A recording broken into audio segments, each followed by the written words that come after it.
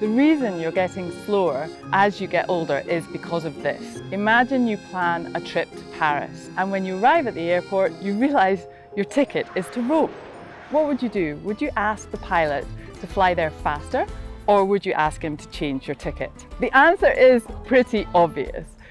Yet so many runners over the age of 50 are despondent.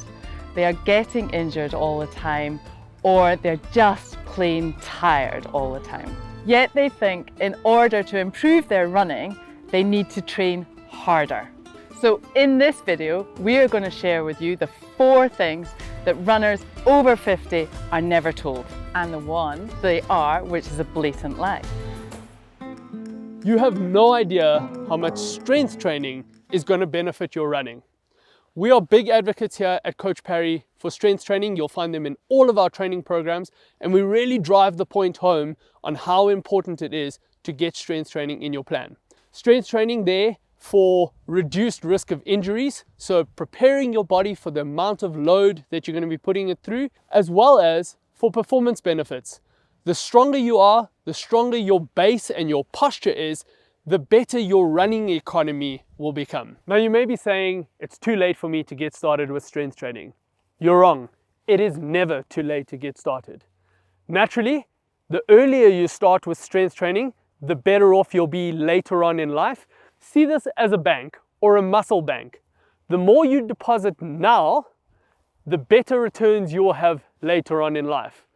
I've actually seen a tweet out recently that said, to be a kick-ass 80-year-old, you need to be a kick-ass 50 to 60-year-old first. And it's exactly that. The sooner you get started with strength training and lay a good foundation, the better. The reason we say it's not too late and you should be getting started now. The earlier you start with strength training, the slower the decline in that muscle mass loss is. The loss of muscle mass, unfortunately, is a reality as we age. However, if you can lay that strength foundation now and put enough in that muscle bank, the slower that decline in muscle mass will be. The next thing that runners over 50 are told is that walking is a sign of weakness. Here at Coach Parry, we're really big fans of adding regular walk breaks into your running, depending on the level of runner that you are.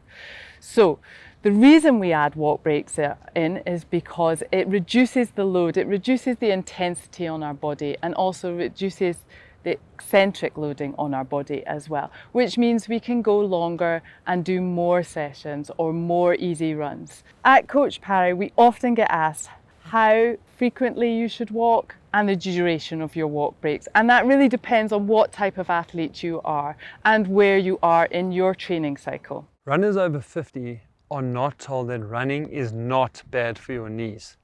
I'm sure they're tired of hearing about how bad running is for their knees, and the reality is that humans were made to move, and by not moving and by not keeping our joints moving, that actually accelerates the degeneration inside those joints. What is bad for the knees is running with really poor biomechanics or running with an injury. So if you are doing the strength training that you need to do as a 50-year-old and you are managing your training load and running between 3 and 4 days a week, moderating those efforts and training appropriately for what your fitness level is right now, then running and strength training is very good for your knees. The next thing that runners over 50 aren't told is the importance of bone health. This is key. We speak about, losing lean muscle mass and cognitive decline, but no one really speaks around your bone health. So when we're speaking bone health, we're talking about essentially your bone mineral density. So how much density is in those bones over time. Your bones will remodel in totality. So they essentially sort of remodel through the years, and it's almost like your full skeletal system remodels around 4 to 6 times in your lifetime. And so this is an amazing part. It's very different to your muscles that don't necessarily do that. Essentially, the amount of bone health that you have going into your 40s is really what's going to change here. Is that if you go into your 40s with really poor bone mineral density, you've got a lot more to lose over time. And so you want to be able to almost go into your 40s and 50s with a much stronger bone mineral density, because that loss is natural, it's going to happen, but it's about how much we can defer that loss. Now, I'm telling you this and you're already over 40 or 50. Is it too late? No.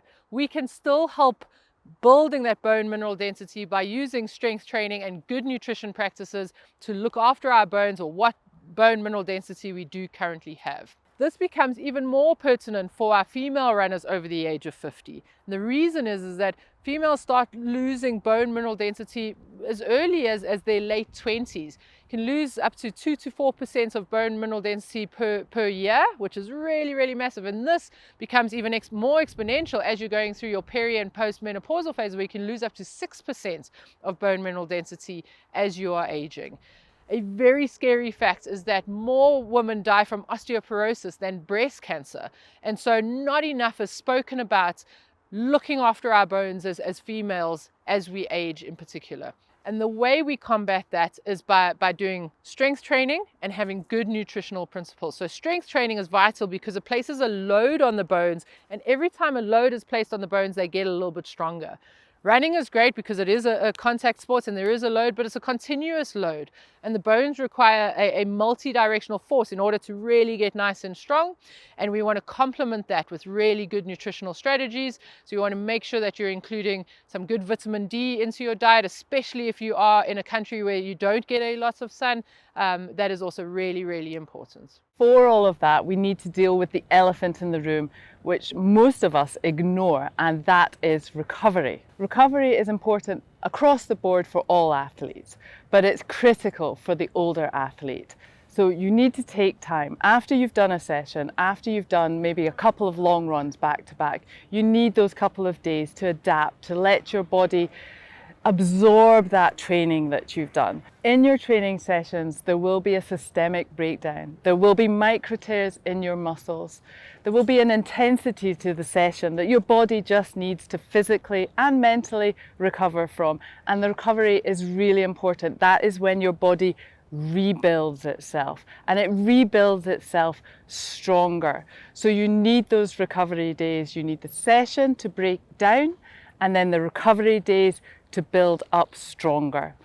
And then week on week, you will gradually build yourself up into that stronger, faster athlete. The reality is that as we get older, we do lose muscle mass, and that then causes us to need to work a little bit harder to exercise the way that we always have, which in turn has a knock-on effect into recovery, means that we need longer periods of recovery between exercise bouts.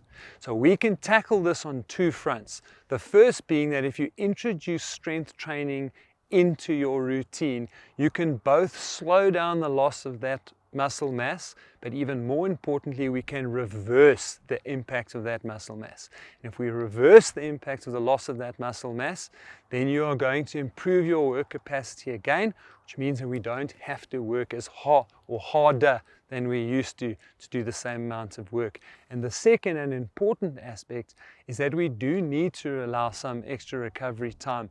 And where you used to run maybe 5 or 6 times a week, as an aging athlete, running 4 times a week can bring you almost the same benefits to training as training more used to do.